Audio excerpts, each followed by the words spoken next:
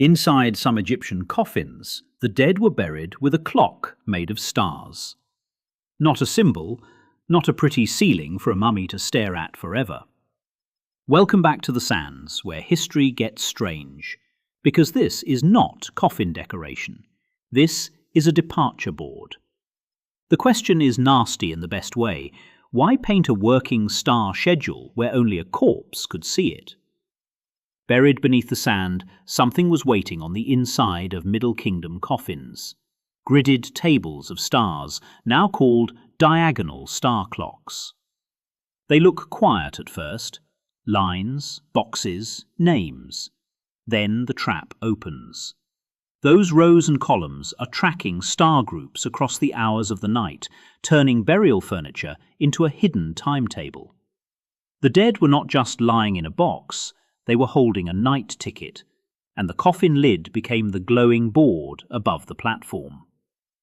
The engine of that clock was the Decans, 36 star groups tied to 10-day stretches across the Egyptian year, rising in their appointed order like station lights coming on down a dark track. At night, selected decans marked the passing hours as they appeared one after another. A coffin did not just say, "Rest in peace." It may have said, "Depart at the correct hour." Dry little grid?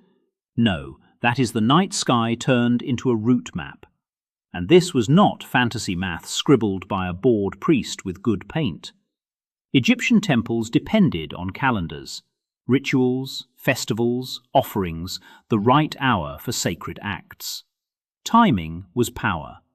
Star-watching tied earthly ceremony to Mart, the order that kept chaos from chewing through the walls. In that sense, priests were the conductors of sacred time, reading the sky so the living stayed aligned with the cosmos. But if they used time this carefully in life, why bury the schedule with the dead? Because in Egyptian belief, death was not storage, it was travel. Funerary texts describe night journeys, gates, guardians, secret names, spells, and dangerous passages that had to be crossed correctly.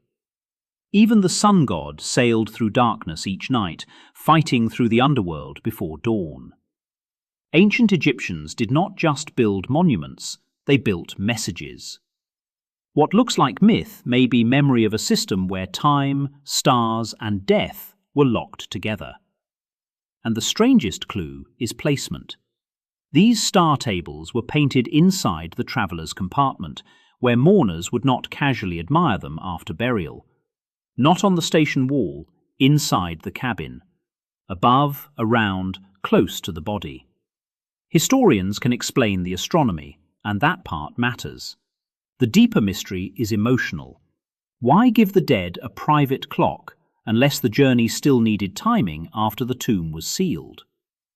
So the diagonal star clocks show something sharper than decoration. They join astronomy, ritual timing, and afterlife travel into one painted instrument of meaning. If these clocks were meant for the dead, the coffin was not only a box for a body, but a vehicle with a schedule. Maybe the Egyptians were not sealing someone away. Maybe they were making sure the passenger knew when to leave. And remember, the sands still keep their secrets. So in this channel's bigger debate, keep watching the evidence. Myth, machine, ritual, or map. Egypt usually refuses to pick just one.